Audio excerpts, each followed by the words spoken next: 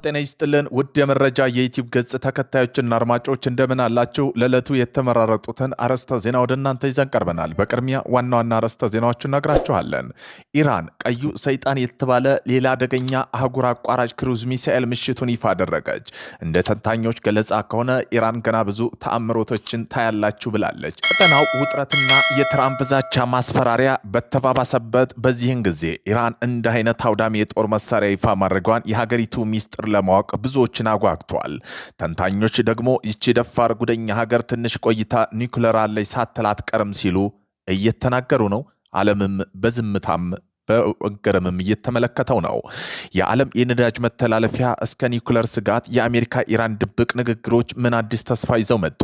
ዓለም ወደ መካከለኛው ምስራቅ አይኖቹን በጣለበት በዚህ ወቅት ከዲፕሎማሲ መንደር ያልተጠበቀና አዲስ ተስፋ የሚፈነጥቅ ዜና መስማት ተጀምረዋል።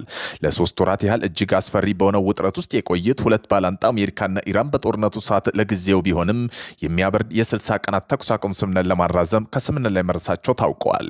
ይህ ብቻ አይደለም። ሁለቱ ሀገራት የኢራን የኒውክሌር መርሃ ግብር ላይም አዲስና ሰፊ ንግግር ምዕራፍ ለመጀመር በጠረጴዛ ዙሪያ ተቀምጠዋል። ለመሆኑም በዚህ ስምምነት በስተጀርባ ምን አይነት ታሪኮችና ውሳኔዎች አሉ? የዚህ ድርድር ዋነኛው ቁልፍ የሚገኘው በዓለም አቀፍ የንግድ መርከቦች ወሳኝ መተላለፊያ በሆነው ሆርሙዝ ስርጥ ላይ ነው። ኢራን ከዚህ ስትራቴጂካዊ ባህር መስመር ላይ በራሷ ፍቃድ ለተወሰኑ መርከቦች ቀረጥ እያስከፈለች የቆየ ቢሆንም አዲስ ስምምነቱ ግን ይህን አሰራር ሙሉ በሙሉ ይከለክላል። ከዚህ ባለፈ ኢራን በስርጡ ላይ የጣለችው ፈንጂዎች ሙሉ በሙሉ በሚቀጥሉት 30 ቀናት ውስጥ ለማጽዳት ተስማምተዋል።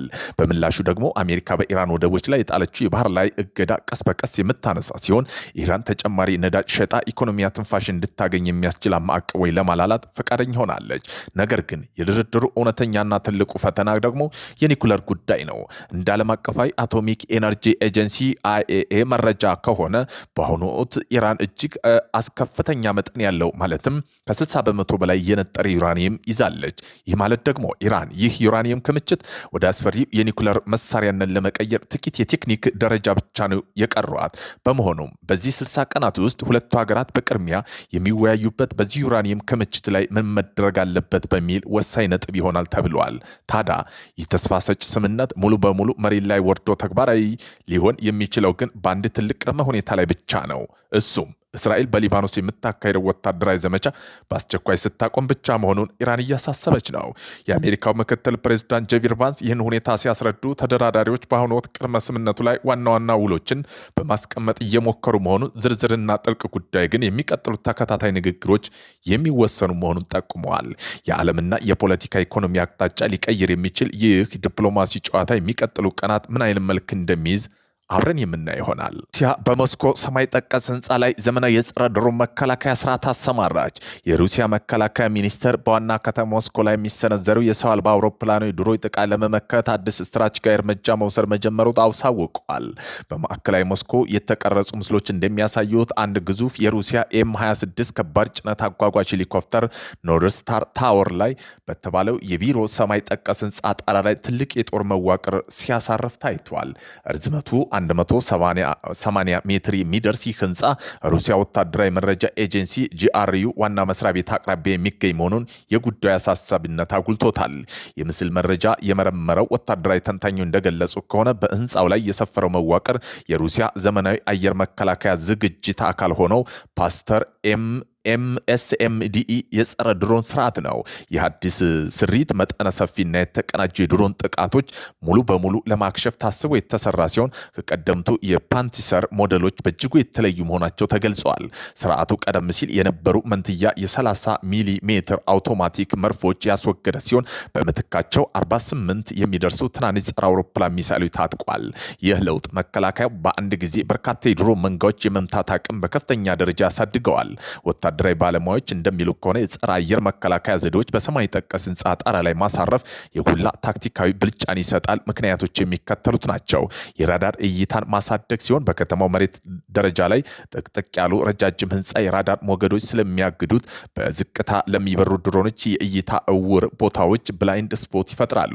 የ360 ዲግሪ መከላከያ ስርዓቱን በህንፃ ላይ ሲቀመጥ ያለምንም ጋራጅ የ360 ዲግሪ ሙሉ እይታ ክልል ስለሚኖረው ስጋቶችን አስቀድሞ ለመለየትና ለመምታት ያስችለዋል። ይህ የቅርብ ጊዜ ስምሪት የዩክሬን የረጅም ርቀት ድሮኖች ሩሲያ ዋና ከተማ ወታደራዊ ተቋማትና ስትራቴጂካዊ መሰረተ ልማቶች ላይ ተደጋጋሚም ኢላማ ማድረጋቸውን ተከትሎ የመጣ ስጋት መሆኑን ተመላክተዋል። የክሬምሊን ምንጮች እንደሚጠቁሙት ይህ እርምጃ በሞስኮ ላይ የተደራረበ የጸረ ድሮን መከላከያ ጋሻ ለመገንባት እየተካሄደ ያለው ሰፊ የመከላከያ እቅድ አካል ነው። ቀደም ሲል በተለያዩ የመንግስት መስሪያ ቤቶችና ከፍታ ባላቸው የከተማ መዋቅሮች ላይ ተመሳሳይ የፓኒስተር መከላከያ ዘዴ መጫናቸው ተዘግቧል። በእንዲህ አይነት ልዩ ያልተለመደ የጦር ስምሪት በሩሲያ ዋና ከተማ አየር መከላከያ አክቲቬቸር ሙሉ በሙሉ አዲስ መልክ አስይዘው በመሆኑ የወታደራዊ ተንታኞች እየገለጹ ይገኛሉ። እስራኤል አንድ እርምጃ መውሰዷን አረጋገጠች።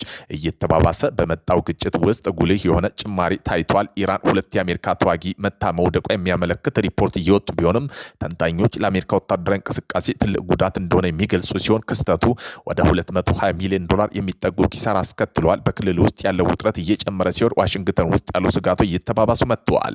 ሁኔታው አሁንም ተለዋጭ ነው እና ዓለም በቅርብ እየተከታተለ ነው። ቻይና ግልጽ የሆነ መስመር ይዛለች። ዋሽንግተን ከኢራን ጋር ጦርነት እያጠናከረች ስትሄድ፣ ቤጂንግ የኢራንን ነዳጅ ለመግዛት ከውጭ ጫና ጋር በጽናት ለመቆም ያላትን ቁርጠኝነት እንደገና ታረጋግጣለች። በሆርሙዝ ስትሬት በነዳጅ ገበያዎችና በዓለም አቀፍ ኃይል መዋቅሮች ውስጥ ያለው ሁኔታ እየተቀየረ በመሄዱ በመቀጠሉ ለቻይና አዲስ ዘመናዊ የሆነ ነገር ተፈጥሮላት ባህር ኃይል ትልቅ ስጋት የሆነው በከፍተኛ ሚስጥር ሲገነባ የቆየው የቻይና አዲሱ ድንቅ የጦር መርከብ ታይፕ 004 ግንባታ ሳተላይቶችን ያስደነገጠ አዲስ መረጃ ይፋ አድርገዋል።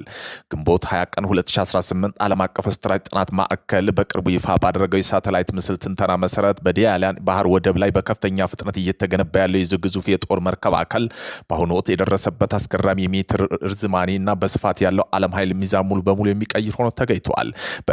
በተለይም በሳተላይት ምስሎች ላይ የወጡ የውስጥ መዋቅሮች መርከቡ የሚጠቀምበት ልዩ ኃይል ምንጭ ይፋ ያደረገ ሲሆን ይህ አዲስ አቅሙ በአሁኑ ወቅትም በዓለም ውቅያኖስ የበላይነት እየተቆጣጠረ ከምትገኘው አሜሪካ ጀራርድ አር ፎርድ ክላስ የጦር መርከብ እንዴት ሊያስተካክለው አልፎም ተርፎም ሊበልጠው እንደሚችል የጦር ባለሙያዎች አስደምሟል።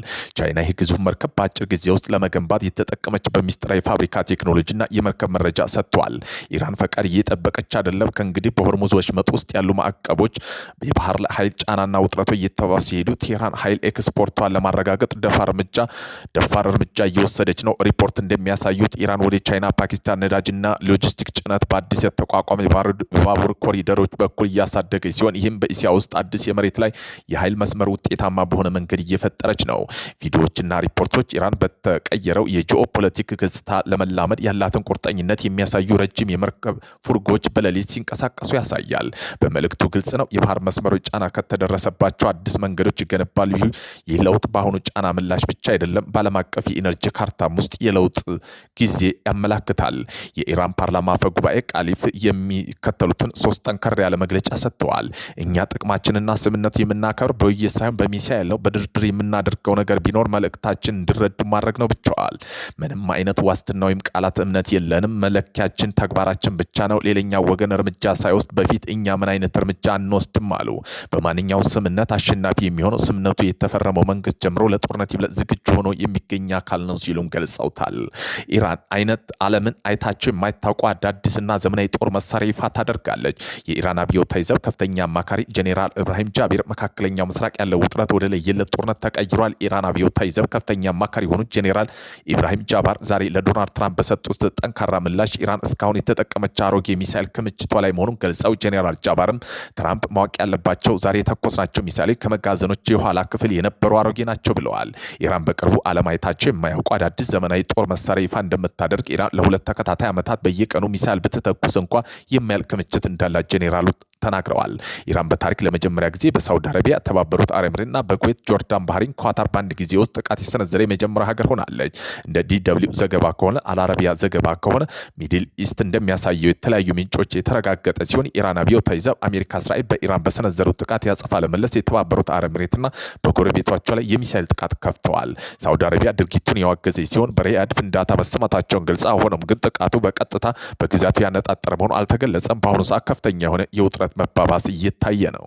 እዚያ ወር በደቡብ ምዕራብ ኢራን በተከሰከሰ የአሜሪካ ኤፍ-15 ስትራይክ ኢግል የጦር አውሮፕላን በቻይና የተመረተ በትከሻ ላይ ተሸክሞ የሚተኮስ ሚሳኤል ተመትቶ ሊሆን እንደሚችል የአሜሪካ መርማሪዎች ግምታቸውን አስቀምጠዋል።